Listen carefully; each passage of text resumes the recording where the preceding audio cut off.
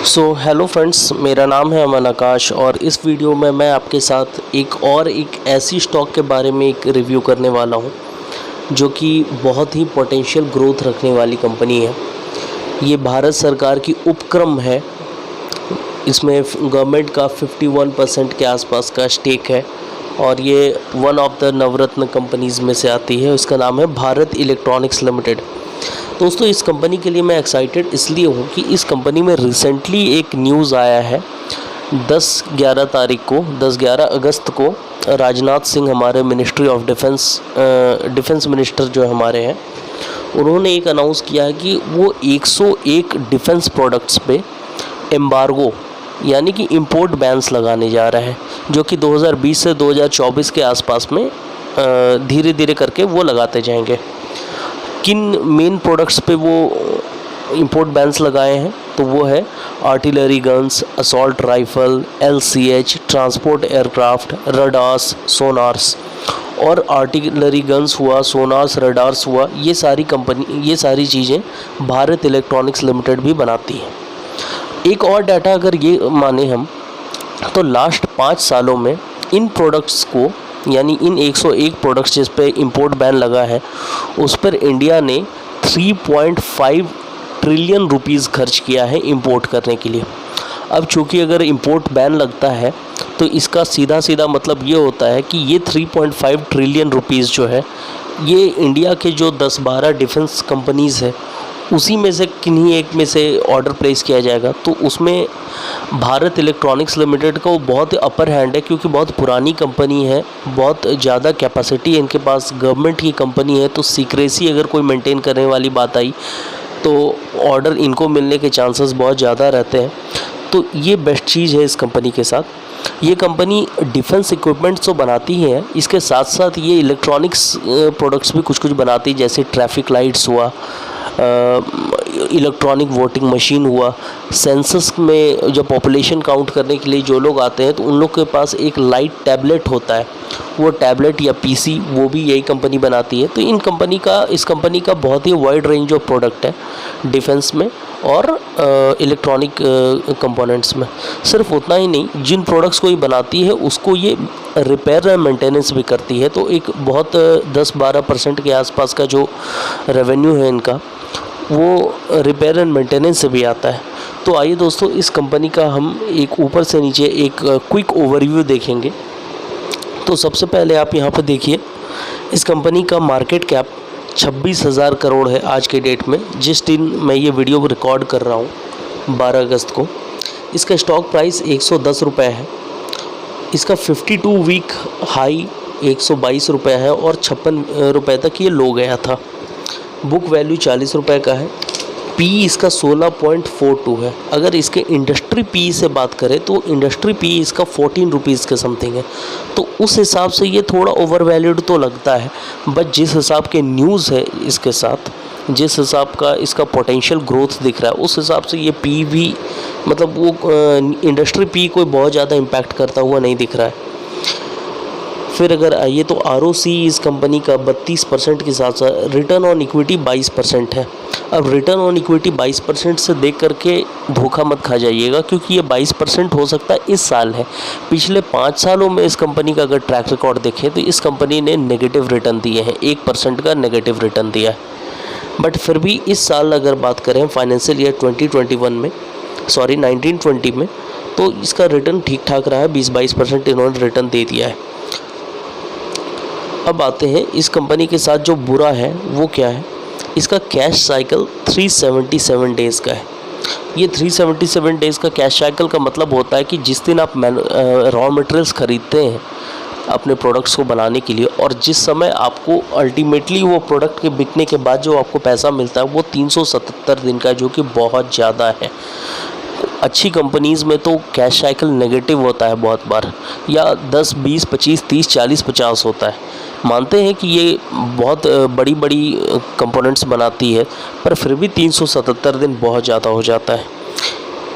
दूसरी इसके साथ ख़राबी ये है कि इसका क्विक रेशियो 1.15 है, यानी लिक्विडिटी कोई बहुत ज़्यादा अच्छी नहीं है इस कंपनी के साथ। लिक्विडिटी अच्छी रहने के लिए कम से कम 1.5 या 2 के आसपास का क्विक रेशियो होना चाहिए। तो मतलब लिक्विडिटी का इसमें, लेकिन इसके साथ एक अच्छी चीज़ ये है कि ये गवर्नमेंट की कंपनी है, तो अगर लिक्विडिटी इनको अगर प्रॉब्लम लिक्विडिटी की हो भी रही है तो इनको लोन्स बहुत आराम से मिल जाते हैं। कम से कम पब्लिक सेक्टर बैंक्स तो इनको बहुत आराम से लोन दे देंगे। तो लिक्विडिटी इसमें कम ख़राब इस कंपनी की ज़रूर है, पर लिक्विडिटी की इनको कभी प्रॉब्लम नहीं होने वाली है। गवर्नमेंट की कंपनी के साथ यही फ़ायदा होता है। कंपनी डेट फ्री कंपनी है, तो उसके कारण इनका इंटरेस्ट कवरेज रेशियो भी बहुत ज़्यादा है। जितना अमाउंट इनको एज ए इंटरेस्ट देना पड़ता है उससे 753 गुना ज़्यादा ये इंटरेस्ट में कमा रही है, तो ये बहुत अच्छी चीज़ है। अब आगे देखते हैं इस कंपनी का 1 साल का प्राइस चार्ट एक बार देख रहे हैं। देखिए ये वो टाइम था जिस समय इंडिया में लॉकडाउन लगा, और लॉकडाउन लगने के कारण इंडिया का बहुत सारा जितना भी इंडस्ट्रियल प्रोडक्शन था वो सारा बैन हो गया, बंद हो गया कुछ दिनों के लिए। तो जब इंडस्ट्रियल प्रोडक्शन बंद हो गया तो लोगों को लगा कि अब ये जो प्रोडक्शन होगा नहीं तो Q1 का रिजल्ट्स भी ख़राब आएंगे, तो उस समय मार्केट क्रैश किया था। पर अभी फिर से ये थोड़ा सा बढ़ता ही जा रहा है, और यहाँ पर ये जो बढ़ोतरी हुई है ये तो डिफेंस में जो न्यूज़ है इंपोर्ट बैन के कारण, वो उसके कारण हुआ है। उससे पहले इस कंपनी ये जो कंपनी थी देखिए ये रेजिस्टेंस लेवल मेंटेन कर रही थी 106-107 का, और ये सपोर्ट लेवल मेंटेन कर रही थी 87 के आसपास का। बट जैसे ही यहाँ पर न्यूज़ आया तुरंत ये रेजिस्टेंस ब्रेकआउट हुआ, और अभी देखने वाले हैं हम लोग भी कि ये कहाँ जाकर रुकता है। कुछ लोगों का मानना है कि ये 120, 130, 140 भी जा सकता है, बट एस्टिमेट्स का क्या कहना। पी रेशियो का अगर इनका चार्ट देखते हैं तो पी रेशियो भी प्राइस को ही दर्शाता है।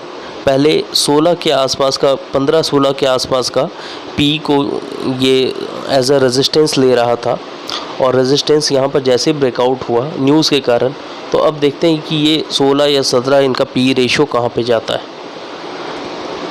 कंपनी के साथ अच्छा क्या है, डेट फ्री कंपनी है, और दूसरा है अच्छा कि ये डिविडेंड बहुत बांटती है। डिविडेंड इसका अच्छा खासा रहता है, तो अगर आपको थोड़ा बहुत कम भी अगर रिटर्न मिलता है तो ये जो डिविडेंड इनका जो बढ़ता है, तो अगर ये 5-6% का भी अगर ये कंपनी रिटर्न देती है तो डिविडेंड के कारण आपका रिटर्न FD से ज़्यादा हमेशा बन जाता है। ख़राबी क्या है कंपनी के साथ, डेटर डेज़ 162 दिन। डेटर डेज़ का मतलब होता है कि आप जिस भी कस्टमर को अपना माल उधार पे दिए हैं वो आपको पैसा कितने दिनों के बाद दे रही है। तो इस कंपनी को जो पैसा मिलता है वो 162 दिन के बाद मिलता है, जो कि बहुत ख़राब है। यहाँ पर एक और बात लिखा हुआ कि प्रमोटर ने अपना होल्डिंग गिराया है, पर इसमें कोई ख़राबी नहीं है क्योंकि ये गवर्नमेंट का कंपनी है, और गवर्नमेंट हम सभी जानते हैं कि गवर्नमेंट धीरे धीरे कंपनीज़ में, PSUs कंपनी में अपनी कंट्रोल्स को छोड़ रही है, डी इन्वेस्ट कर रही है और पैसे जुगाड़ कर रही है, तो धीरे धीरे प्राइवेटाइज़ करते जा रही है। तो ये प्राइवेटाइजेशन हुआ है, ये सोचा समझा रणनीति के तहत प्राइवेटाइजेशन हुआ है, तो उसके कारण यहाँ पर प्रमोटर्स के स्टेक गिरे। अब हम लोग देख रहे हैं इस कंपनी का क्वार्टरली रिज़ल्ट, Q1 का रिज़ल्ट इस कंपनी का कैसा आया है। तो अगर आप देखें तो इस कंपनी का अगर आप रिज़ल्ट देखते हैं तो पिछले Q4 में जो इसका सेल्स था वो लगभग 5,728 करोड़ का था, जो इस क्वार्टर में 1,1600 करोड़ के आसपास का रह गया। तो ये लगभग 70% का रिडक्शन है। वो इसलिए हुआ क्योंकि मार्च के समय, अप्रैल के समय इनकी प्रोडक्शन बिल्कुल भी बंद थी लॉकडाउन के कारण। जब प्रोडक्शन ही नहीं हुआ तो उसका रेवेन्यू भी रिकॉग्नाइज उन्होंने नहीं किया है। फिर हम जाते हैं एक बार इनका प्रॉफिट देखते हैं कंपनी का। तो देखिए इस कंपनी का प्रॉफिट भी यहाँ पर दिख रहा है, ये प्रॉफिट भी बहुत कम हुआ है। कहाँ 1,046 करोड़ के आसपास का प्रॉफिट था, कहाँ 53 करोड़ का प्रॉफिट है। तो ये भी प्रॉफिट इनका जो कम हुआ है वो लॉकडाउन के कारण ही कम हुआ है, वो समझ में आ रहा है साफ साफ। एक चीज़ इस कंपनी के साथ जो अच्छा हुआ है वो ये है कि इंडियन गवर्नमेंट ने अपने इनकम टैक्स रेट्स सितंबर 2019 के आसपास में रिवाइज़ किए थे, और सब्सिडाइज्ड रेट 20% के आसपास का दिया था। तो उस कंपनी को उस स्कीम को इस कंपनी ने अडॉप्ट किया है, तो उसके कारण इन फ्यूचर इस कंपनी का टैक्स रेट कम रहेगा। तो अगर टैक्स रेट कम रहेगा तो इनका प्रॉफिट भी बढ़ता जाएगा। तो देखिए यहाँ पर इस कंपनी ने कहीं पर डिस्क्लोज़ भी किया हुआ है, कहाँ किया है, एक सेकंड में आपको दिखा रहा हूँ, छोड़िए अभी मिल नहीं रहा, पर मैं आपको बता दे रहा हूँ कि इस कंपनी ने अपने टैक्स रेट्स को जो कम टैक्स रेट वाला जो स्कीम है उसको अडॉप्ट किया है। तो उसके कारण इस कंपनी को इन फ्यूचर टैक्स एक्सपेंसेस कम रहेंगे, तो जिसके कारण उनका प्रॉफिट बढ़ता जाएगा। एक प्रेस रिलीज़ है, ये हमारे काम की है, और प्रेस रिलीज़ में उन्होंने एक डाटा दिया है कि इस कंपनी के साथ एज़ ऑन जून 2020 को 53,000 करोड़ का ऑर्डर पड़ा हुआ है। यानी इस कंपनी का फ्यूचर रेवेन्यू हम फोरकास्ट कर सकते हैं। फ्यूचर में इस कंपनी को फ़िलहाल अभी ऑर्डर्स की कमी नहीं है, तो इनको जो रेवेन्यूज़ में कोई दिक्कत नहीं आने वाला है। अब अगर इस कंपनी के पीयर्स से इनको कंपेयर करते हैं, मतलब अपने कंपटीटर से इस कंपनी को अगर कंपेयर करते हैं, तो देखिए पी रेशियो के हिसाब से इस कंपनी का पी रेशियो अभी भी बहुत कम है इनके अगले कंपटीटर से, तो पोटेंशियल फॉर ग्रोथ तो अभी भी है। दूसरी बात और है, लिक्विडिटी रेशियो देखिए, यानी इनका जो क्विक रेशियो है 1.15 है।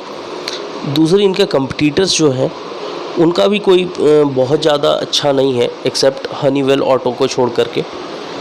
और डेट इक्विटी रेशियो में तो सारी की सारी डिफेंस कंपनी लगभग डेट फ्री ही दिख रही है, तो ये एक अच्छी बात है। और ये कंपनी के साथ तो बेस्ट है कि ये डेट फ्री कंपनी है।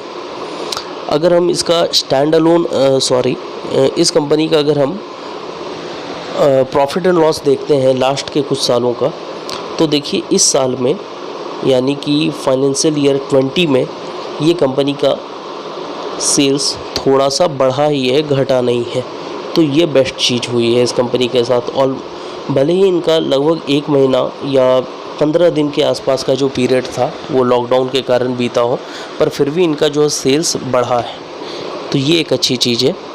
दूसरी अच्छी चीज़ है, इस कंपनी का इंटरेस्ट कंपोनेंट बहुत कम है। तो इंटरेस्ट कंपोनेंट कम होना मतलब समझ में आता है कि इनका डेट कम है, तो डेट कम है इसलिए इनको इंटरेस्ट कम हो रहा है, और उसके कारण इनका प्रॉफिट आफ्टर टैक्स अगर हम देखते हैं तो प्रॉफिट इस बार इस कंपनी का घटा है। तो ये एक चीज़ देखने वाली कि अगर इस कंपनी का अगर सेल्स बढ़ रहा है तो इस कंपनी को प्रॉफिट घटने का क्या रीज़न हो सकता है।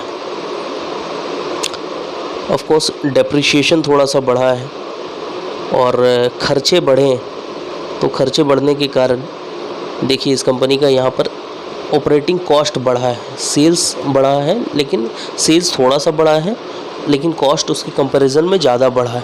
तो जो कॉस्ट जब ज़्यादा बढ़ा है तो उसके कारण इनका प्रॉफिट कम हुआ है। अब हम जाते हैं इस कंपनी का रिज़र्व्स एक बार चेक करते हैं।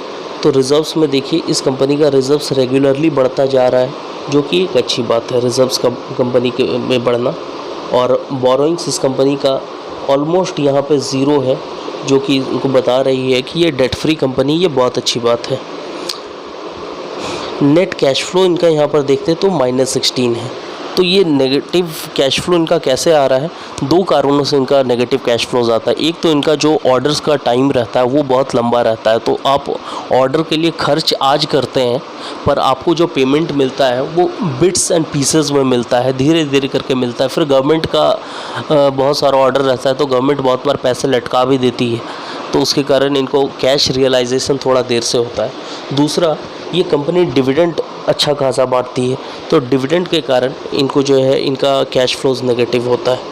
पर एक बात हम फिर भी अज्यूम कर सकते हैं कि कंपनी अगर डिफेंस की कंपनी है, गवर्नमेंट ओन्ड कंपनी है, तो इनको लिक्विडिटी की प्रॉब्लम नहीं आने वाली है। प्रमोटर्स होल्डिंग की अगर बात करें तो ये आप देख सकते हैं कि पिछले कुछ सालों से 2-3 सालों से गवर्नमेंट ने रेगुलरली हर क्वार्टर में अपना जो है स्टेक कम किया है, पर ये सोची समझी रणनीति के तहत वो कर रहे हैं। डिसइन्वेस्टमेंट पॉलिसी जो उनकी होती है उसके हिसाब से कर रहे हैं। दूसरी एक बात और है, एफआईआईज़ ने भी इस कंपनी में अपना स्टेक कम किया है, तो ये ठीक बात नहीं है। पर जितना एफआईआईज़ ने कम किया है उतना ही डीआईआईज़ ने बढ़ा भी दिया है स्टेक। तो एफआईआईज़ और डीआईआईज़ का जो स्टेक होता है वो अगर मिलाकर देखें तो आज भी वो सेम ही है। और एफआईआईज़ का स्टेक क्यों घटा था, तो उसका मैं एक बार मैं आपको बता देता हूँ कि जब कोविड-19 का पैंडेमिक आ रहा था तो FIIs को उनके कंट्रीज़ के गवर्नमेंट ने बोला था कि आप हमारे कंट्रीज़ में इन्वेस्ट करो, आप दूसरे कंट्रीज़ में ना इन्वेस्ट करके पहले अपने देश की इकॉनमी पर ध्यान दो। तो उसके कारण हुआ था कि बहुत सारे FIIs अपने पैसे ले गए थे और अपने देश में इन्वेस्ट किए थे, तो उसके कारण जो है यहाँ पर उनको अपना इन्वेस्टमेंट गिराना पड़ा था। बट जितना इन्वेस्टमेंट उन्होंने कम किया उतना ही DIIs ने अगर बढ़ा दिया तो वो ठीक ठाक सिचुएशन है। सो दोस्तों, ये था हमारा एक quick overview Bharat electronics limited के बारे में। एक आपको मैं डिस्क्लेमर दे दूँ कि ये भी वीडियो जो भी था, इस वीडियो में मैं कोई भी आपको बाई सेल या होल्ड ऐसा करने का कोई भी डिसीज़न आपको नहीं दे रहा हूँ। ये कोई इन्वेस्टमेंट एडवाइस नहीं है, ये सिर्फ और सिर्फ एक एजुकेशनल रिव्यू था। आपको अगर कोई भी अपना इन्वेस्टमेंट रिलेटेड डिसीज़न लेना है तो आप सेबी रजिस्टर्ड इन्वेस्टमेंट एडवाइज़र से सलाह लीजिए या खुद अपनी एक रिसर्च कीजिए और उसके बेसिस पे आप इन्वेस्टमेंट कीजिए। सो अगर आपको ये वीडियो अच्छा लगा तो प्लीज़ मेरे चैनल को आप लाइक कीजिए, सब्सक्राइब कीजिए और शेयर भी कीजिए। So thank you very much, bye bye.